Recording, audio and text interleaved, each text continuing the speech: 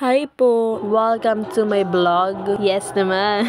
Ngayon ay luluwas tayo papunta Binondo. Sayang yung una kong edit dahil sa sobrang haba ng video at ang dami kong mga sinasabi doon. Ayaw tuloy ma-export sa CapCut. Kaya ito ay aking pangalawang edit. Sayang yung mga sinabi ko sa mga video ko dito. At kung alam ko lang naman na iba-voice record ko lang, dapat hindi na lang ako nagdaldal-daldal. This is my first time nga pala na lumuwas na walang kasama. At ngayon nga pala dito ako bumaba sa may FitX dahil may hihintayin tayong pinaka-importante sa ating buhay.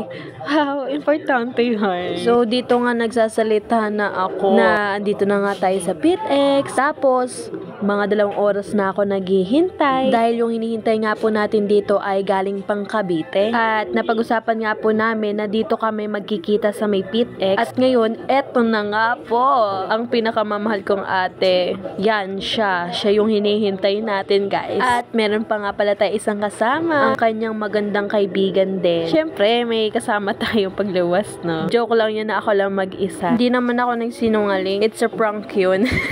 Hindi, siya din kasi hindi din siya marunong lumuwas mag-isa. Parehas kami na hindi marunong. Kaya ayun, buti na lang meron kaming onting knowledge. Kaya ayun, buti na lang din talaga marunong tayo magbasa-basa. Kung hindi, at hindi malakas ang loob mo, nako, mayayari tayo niyan. Hindi tayo makakarating sa gusto nating puntahan. Kaya ayun, eto naglalakad-lakad-lakad na kami para pumunta sa kainan, mga kainan, ganun. Tapos, eto pa nga, sumakay kami dito sa may mini tricycle na ito. Tapos, pwede naman pala mga lakadin yung mga ano dyan. Hindi puro sumakay kami na sumakay. Kaya imbis na pagkain na lang namin, sumakay kami para makapunta nga sa gusto namin punta. Yun pala yung mga yun ay pwede palang mga lakadin lang. Pero mga hindi pa namin talaga napuntahan yung mga gusto namin puntahan. Kaya dito lang kami napunta at dito lang kami nakakain. Kaya dapat sana sa susunod na alis namin, alam na namin kung ano gagawin namin. Medyo aanga-anga kami.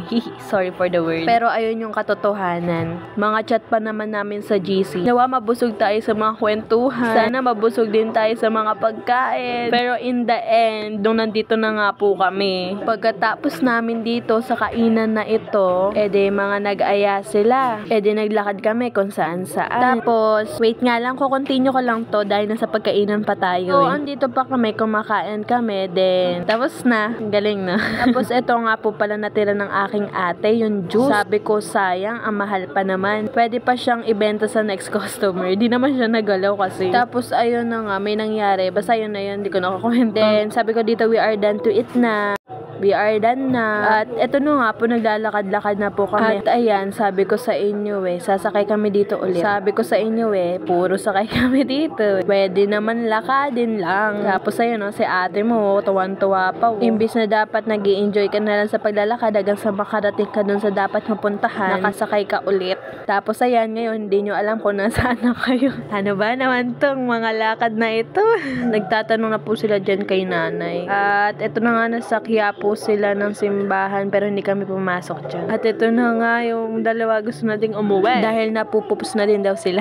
Tapos mukhang uulan na din. At nakita nga pala namin si Haring Manggi pero si Neneng B wala. Sayang. At ito na nga po, in the very sad moment, kakahiwalay ulit kami ng aking ate.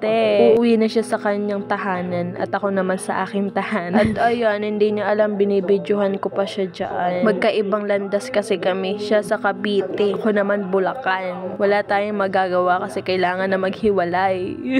Angoy. Kaya ang kasama ko na lang dito ay yung kaibigan ng aking ate. At this time, umulan na nga po. Naabutan na kami ng ulan dito at naghihintay lang kami dito ng tricycle para makasakay. At ito na nga po, may dumating ng tricycle at tinanong ko si Manong kung pwede nga po ba kami maisakay papuntang Baliwag Transit. At ayun nga po, sa wakas, dito na po kami sa Baliwag Transit. Nagtatanong pa nga to si ate ko kung dyan nga ba talaga yun. Sabi ko, oo, ayan yun. Alis na. Kaya tara na.